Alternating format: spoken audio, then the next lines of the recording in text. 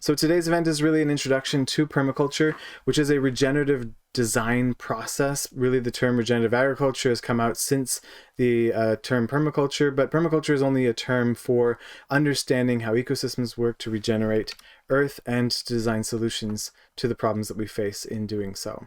Basically, what we're going to look at today is who am I, who is P3 Permaculture, look at the origins of permaculture, what is permaculture, go through the ethics, the principles in very brief overview, and then look at some of the tools and the solutions that are present around the world. So today should be a fairly dense overview of how to approach your understanding of permaculture, what it can be applied to, and then some of those concrete solutions so that you can feel like we've got some tools and some case studies and some proven solutions already working for us in understanding our current fight for the future that we are dreaming of. So to begin with, P3 Permaculture is a company. It's a social enterprise that has been established in 2009, and we've been running courses and consultations and workshops ever since in over 9 different countries, and we've been really working to help make permaculture more accessible to anyone who is interested in learning about ecological design.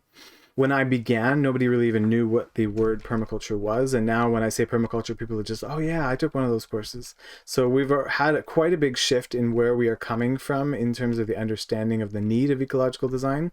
But there's still a lot that people need help with in terms of understanding the design process, understanding that it's not just a companion planting technique, and learning how to apply that to the home that you're building, the business that you're running, or the farm that you're about to set up. So we do consultations and designs, we do workshops for children, for elderly, for everyone of all different age groups, and we also help people by designing tools that we find to be missing in the market to be able to help people through this journey.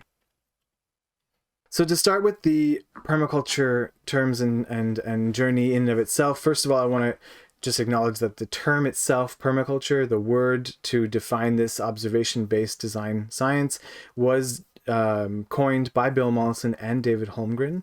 Together, they were the ones who originated this term. But the process of permaculture is really observation of nature. And there are many, many, many different cultures, different farmers, different authors. Sepp Holzer is one of them that stumbled upon this process of designing by observation with nature and became a permaculturalist without ever taking a course, but because he observed nature and designed with those observations. So really, it's a term now that we use to define this observation-based design process that was used by many different ancient cultures around the world. So that's a really important note to take from, is that this is a traditional, it's a natural way that communities who live on the land engage with the land. And so permaculture has become a term that we can use to define how we're going to be doing that as well. Bill Mollison specifically, when he was studying and teaching in the University of Australia, he was studying for 25 years different indigenous cultures all around the world. And the ethics of permaculture he derived from those research and those studies when he found that all around the world, different, no matter whether it was the Maya or the Pitjantjatjara or the Aborigines or the First Nations, different groups in North America, they all had a very common root to the way that they engaged with their surroundings. They had the 3 core ethics, or what we call the core ethics of permaculture, embedded in their everyday lives, which was care for the earth, people care, caring for each other and all the systems that support each other, and fair share of those. So I'm going to dive just a little bit into those. So the first of these 3 ethics of permaculture, and this is really, the ethics are really what differentiate permaculture from biomimicry, which is a design science that's rooted in the observation of nature.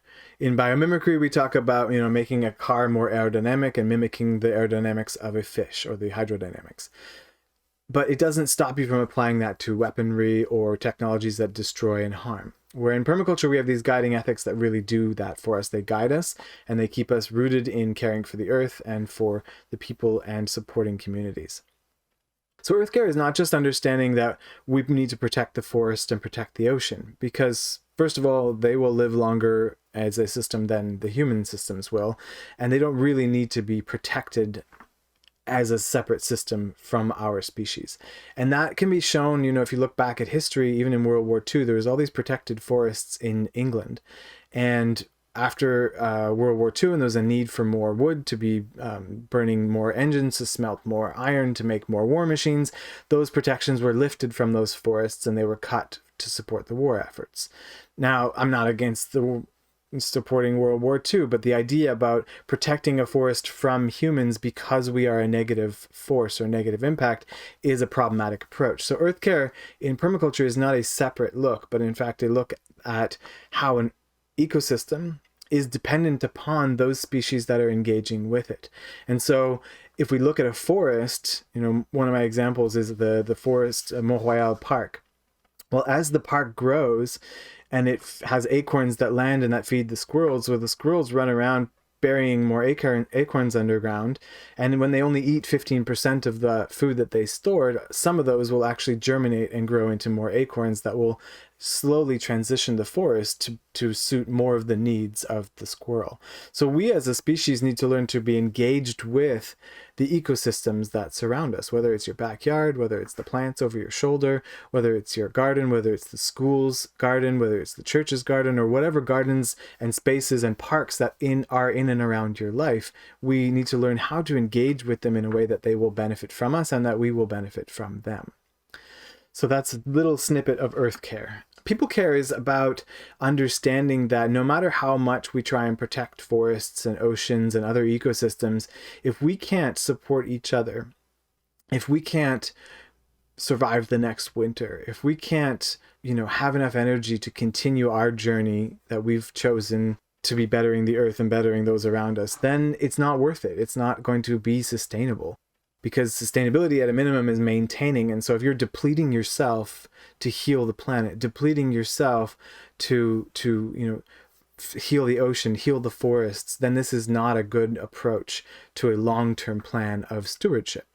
So people care is about understanding that we all have needs and that we have to support one another in this growth process. So looking at community efforts that are going to be helping each other through the hard times, ways of supporting your family, your friends, the elderly, the people that really need support. I often say at those community meetings, there's always one or two people that you don't get along with. And those are probably some of the most important people to be in that room for you, because we learn rather than what YouTube and Facebook show us, everything that we like and everything that we know is all the same. There's actually lots of differing opinions out there that are important for us to learn how to dialogue with. So people care is a lot about that and integrating those spaces into your home. If you're a business that runs on volunteer work, and you've got volunteers that go and volunteer for you a long period of time and then have to give up volunteering, then that's a real linear extractive mentality that we have. Because the squirrel who volunteers in the forest on Mount Royal, the forest needs that squirrel to thrive, and the squirrel needs the forest to thrive. So they can't depart, they can't separate. And so when we work with volunteers, we need to be rewarding the volunteers in such a way that they couldn't possibly imagine not being a volunteer with our organization or our project, because it so fulfills their needs and supports them and protects them and encourages them, that becomes a ecosystem dynamic between those two. So we can apply earth care and fair share to many different things in nature, but we can also apply them to our businesses and the way that we run our internal things. So we at P3, for example, we don't accept volunteers. We offer all of our volunteers, we make sure that we track all of our hours, and you get specifically credits towards courses or discounts towards design work or other things like that. But we always reward any of the contributions that people want to bring to us, because it's that dialogue in that ecosystem of enterprises that we have. Now, fair share is a little more complicated. It's not necessarily just that everyone gets an equal piece of the pie. Rather, it is understanding that every time there is a blockage of resource in an ecosystem, that causes corruption. Whether it's too much water filling in your rain barrel and spilling over the edges and then seeping into your basement and causing mold damage, or whether it's too many apples that fell from the apple tree and our city was designed in a way that the deer and the raccoons can't come and eat those apples and spread them out.